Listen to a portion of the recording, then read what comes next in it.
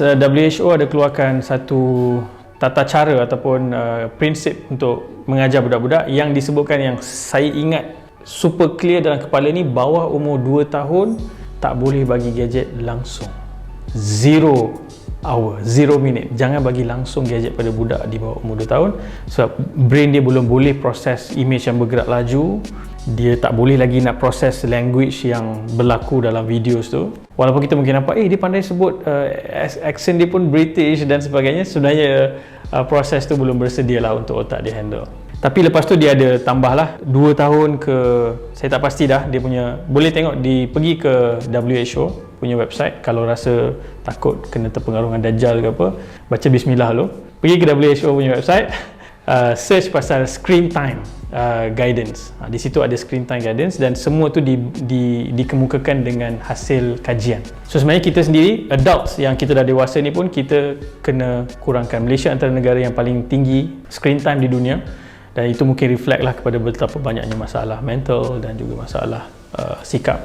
Dan otak kita sebenarnya didesign untuk tidak terganggu distraction sebanyak mana social media bagi kita distraction. So kita kena kurangkan, dan apatah lagi budak-budak yang otak dia sedang berkembang. So bila otak dia yang sedang berkembang terus menerus diberikan dengan distraction, gadget, dan dia sampai jadi addiction, dia leads to banyak problem lah.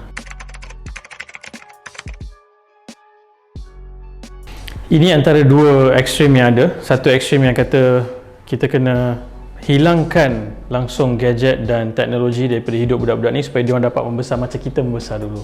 Satu lagi ekstrim, no, kita go all, this is industrial revolution, kita kena equip budak-budak ni, kena siapkan diorang untuk diorang boleh catch up dengan dunia dan sebagainya. So there is always a middle way.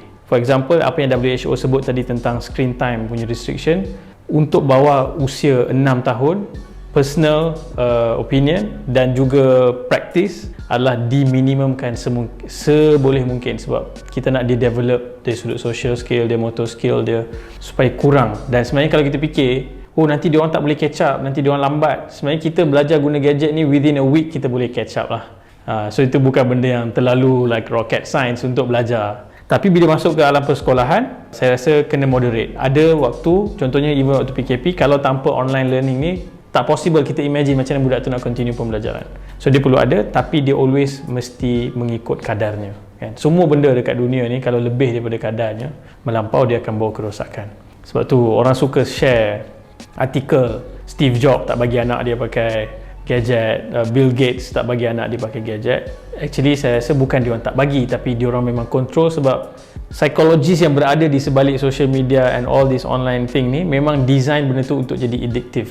So kita kena avoid lah mengikut kadar umur dia dan bagi sekadar yang perlu supaya dia lebih healthy. Dan antara epidemik yang paling besar juga kita hadapi di dunia yang menyebabkan budak-budak ni ada masalah kesihatan pembelajaran, mental health, adalah tidur. Budak ni sebabkan gadget, diorang dah sleeping hours dah semakin pendek, dan sleeping hours tu tak optimal sebab tidur tu terganggu. So benda-benda tu semua akan membawa kepada kerosakan-kerosakan yang banyak lah. So kita ada kuasa untuk mengawal dan mengatur kehidupan.